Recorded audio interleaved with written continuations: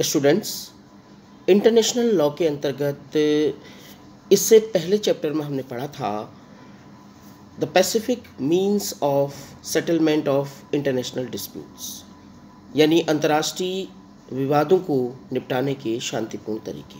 और आज की क्लास में हम पढ़ेंगे कंपल्सिव और कोअर्सिव मीन्स ऑफ सेटलमेंट, यानी अंतर्राष्ट्रीय झगड़ों को निपटाने के बाध्यकारी तरीके।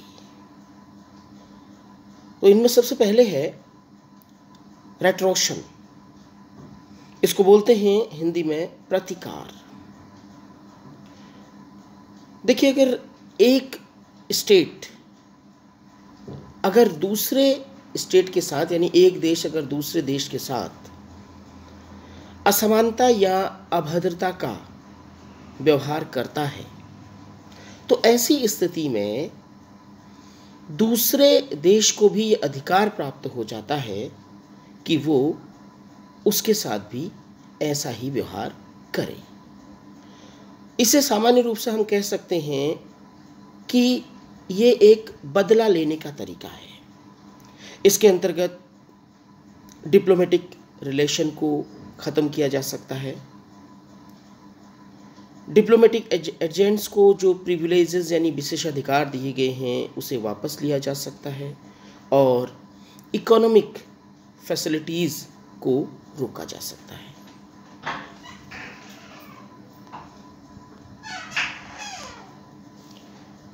नंबर 2, रिपेरिसल्स।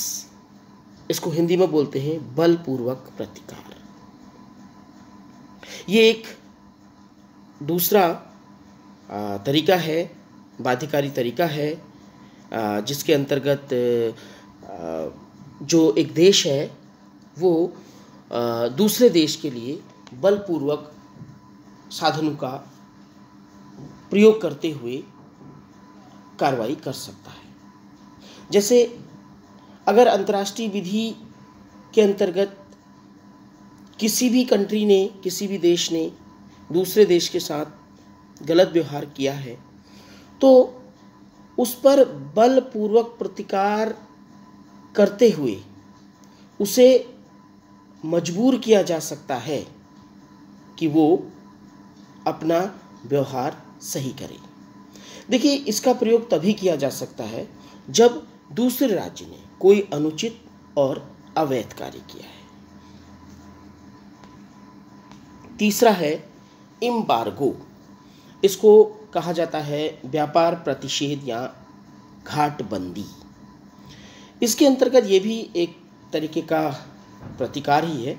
इसके अंतर्गत क्या होता है, राज्य विरोधी जहाज़ों के आने जाने में रुकावट पैदा कर सकते हैं।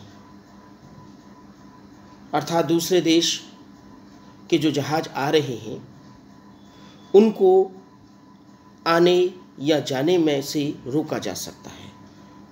खासकर ये उन देशों के जहाज़ होते हैं जिन्हें रोका जाता है जिन्होंने अंतर्राष्ट्रीय विधि के अंतर्गत कोई अपराध किया है या अंतर्राष्ट्रीय विधि का किसी प्रकार कोई उल्लंघन किया है।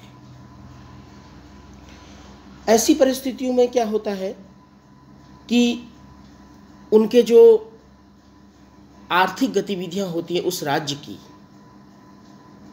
वो गतिविधि रुक जाती है और उसे आर्थिक हानि होने लगती है।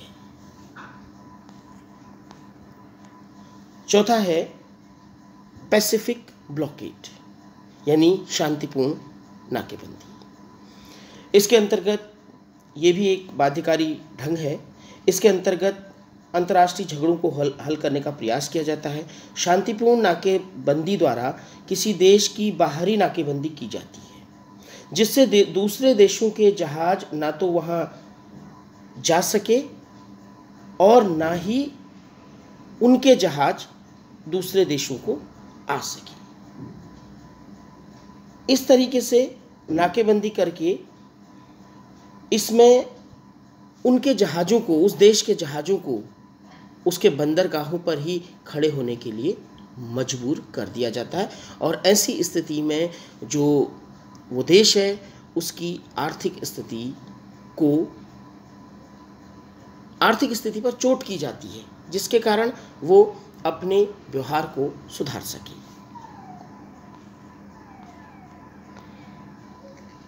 इंटरवेंशन यानी हस्तक्षेप, ये अगला तरीका है। The word intervention has been defined as dictatorial interference by a state in affairs on another state for the purpose of maintaining or altering the actual condition of thing। देखिए, अंतर्राष्ट्रीय विधि के अंतर्गत वैसे जो हस्तक्षेप है, जैसे एक देश के अंदरूनी मामले में हस्तक्षेप करना, जिसे हम कह सकते हैं, वो अंतर्राष्ट्रीय विधि के अंतर्गत निषिद्ध है।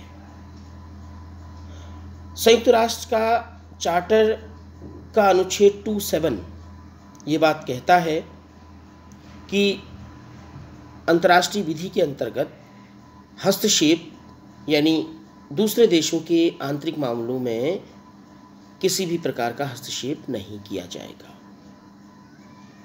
परंतु बाध्यकारी तरीकों के अंतर्गत ये एक तरीका है जिसके अंतर्गत जो देश अंतर्राष्ट्रीय विधि के नियमों का उल्लंघन कर रहा है उसको रोकने के लिए उसके ऊपर हस्तक्षेप की नीति अपनाई जा सकती है। ऐसा हस्तक्षेप डिप्लोमेटिक यानी राजनीतिक और मिलिट्री दोनों हो सकता है। और अगला हमारा तरीका है, अंतिम तरीका है, कोर्सिव मीन्स है settlement under the auspicious of the UN.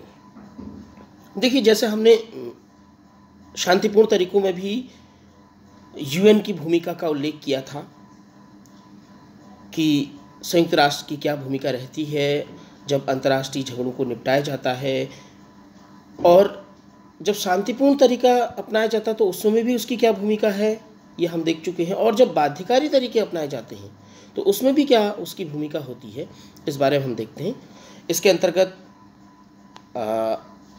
International disputes को जो कोर्सिव तरीके हैं उनको निपटाने, इंटरनेशनल डिस्प्यूट्स को निपटाने के लिए वो यूएन चार्टर के चैप्टर 7 में दिए गए हैं, जो इस प्रकार हैं।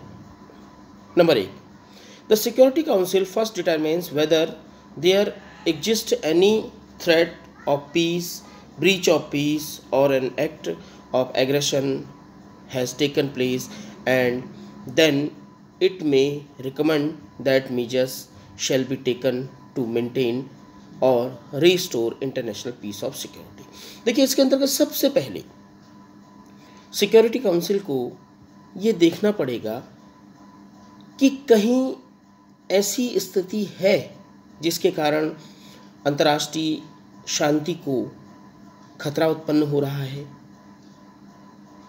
और अगर उसे ऐसा लगता है तो फिर वो अपनी संस्तुति देगी कि किन तरीकों से अंतर्राष्ट्रीय शांति और सुरक्षा को मेंटेन किया जा सकता है।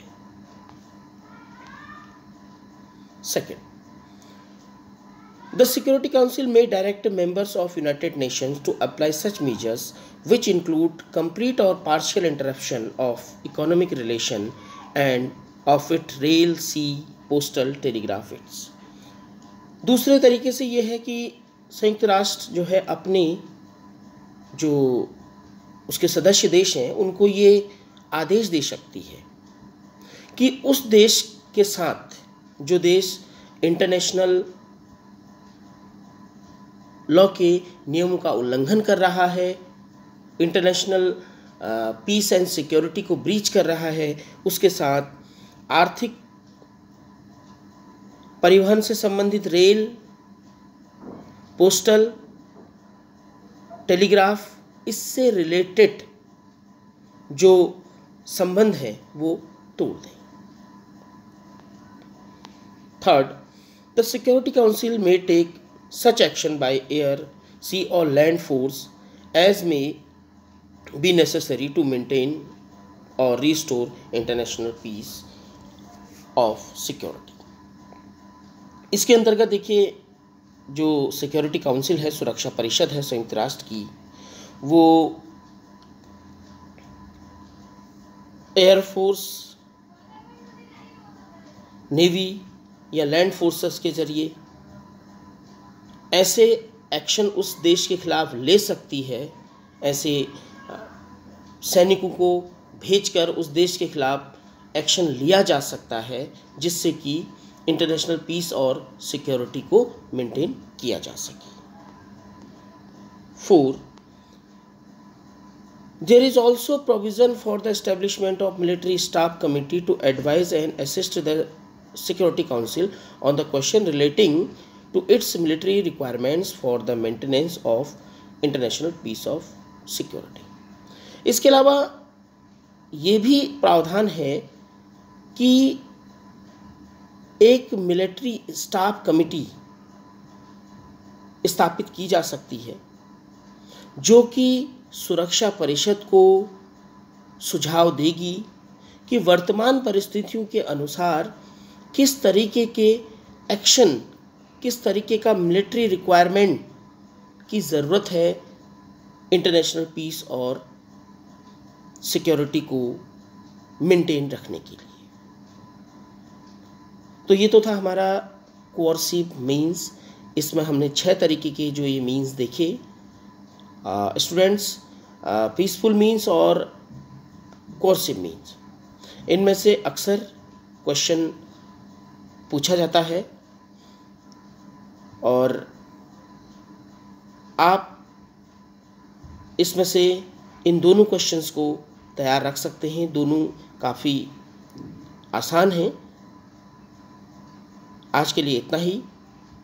धन्यवाद।